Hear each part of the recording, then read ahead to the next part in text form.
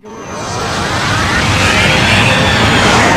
evening, I'm Caroline Searcy. After decades of heartbreak, the Swans will finally bring the AFL Premiership Cup back to Sydney after beating the West Coast in one of the most thrilling grand finals in recent years. After leading by 20 points at half-time, the tenacious Swans held off a big late challenge from the Eagles to claim the flag by 4 points in front of almost 92,000 fans. One day in September, but like no ordinary day. Above, within, and below the MCG, the atmosphere for AFL Grand Final Day was passionate and palpable. The season spoils delivered by Seahawk helicopter, shining brightly like the stars from home and away as the build-up to the battle for the 2005 flag continued. Australia's athletes from next year's Melbourne Commonwealth Games took to the track, as those who've given so much to Australian rules football farewelled their careers. Their legacy in the safest of hands as the Swans entered the grand final arena in quest of their first premiership in 72 years. Their last victory in 1994, West Coast made their way onto the G and got straight to work. The Eagles' first entry on the score sheet. And now Nikoski can have the first shot of the grand final, and he drills it. Familiar with every blade of grass on the MCG, former Demon Darren Jolly then levelled for the red and whites. And he kicks the Sydney Siders' first goal on the big day. But the Eagles counter-punched harder as towering All-Australian ruckman Dean Cox charged into the forward line. Can he go all the way from a long way? Oh, this is a magnificent effort. He's done it. Suddenly, the West Coast wheels began to wobble. Already without Phil Matera, they were stung by an ankle injury to Daniel Kerr, before Adam Schneider kicked the Swans' second major. At quarter time, they led by 2, thanks to Barry Hall. Sydney in front. The second quarter was all Sydney. O'Loughlin. Again, he stabs at the ball, but that's good enough. Then Ty Kennelly. That'll get him going in Ireland. He's put it through. His family celebrating in County Kerry, Ireland. Adam Goods then gave the Swans a 39-19 lead at half-time. West Coast total, the equal lowest half-time score in 45 years. Embarrassed or just shocked at their state of play, the Eagles made changes to their personnel and attitude in the third quarter, which saw them storm back into contention. Hanson's nailed it! Adam Hunter's goal from the acutest of angles, placing them within 2 of Sydney at the final break. I tell you what, he might have nailed it. He has! West Coast momentum continued like a runaway train in the last quarter, helped by a kick across his own goal, which may haunt Luke Ablett forever. Ben Cousins with a gift 6 points.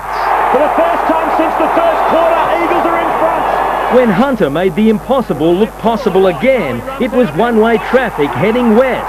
The Eagles by 10 points. But Barry Hall sent it into reverse to get Sydney back within 4. It's a magnificent kick.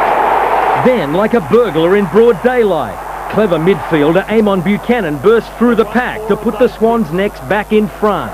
Buchanan puts them in front. The final minutes felt as long as the entire season for players and fans alike as the Swans clung to a 4-point lead. Then, in the final second, Leo Barry produced a moment which will go down forever in AFL folklore. One last roll of the dice for the Eagles! Leo Barry, you star! Bob Murray reincarnate.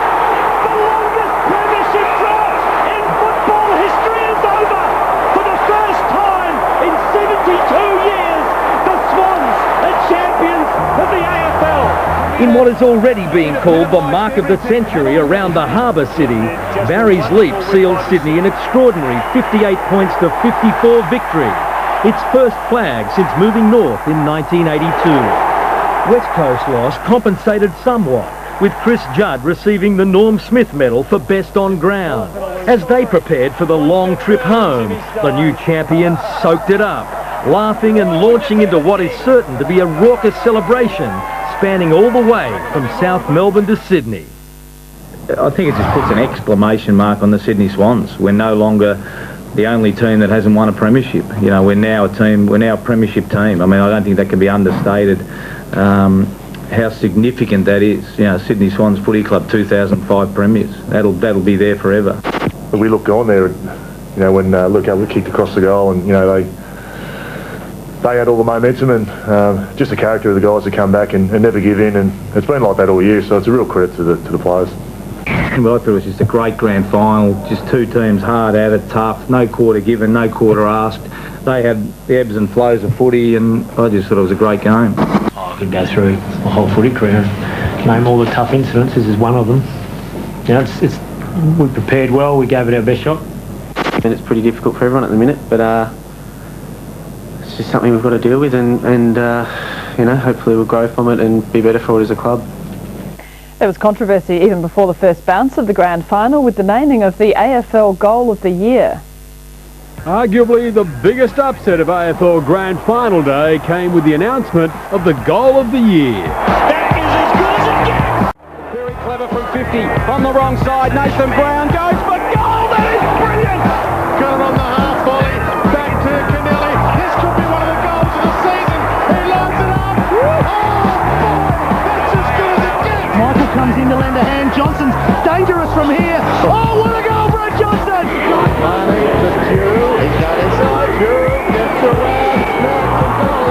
Carlton veteran Alex Jesaulenko had the honour of picking Mark of the Year, and he didn't disappoint. I go for the one to go to high. That's what young kids dream about, getting high, and I gave it to him.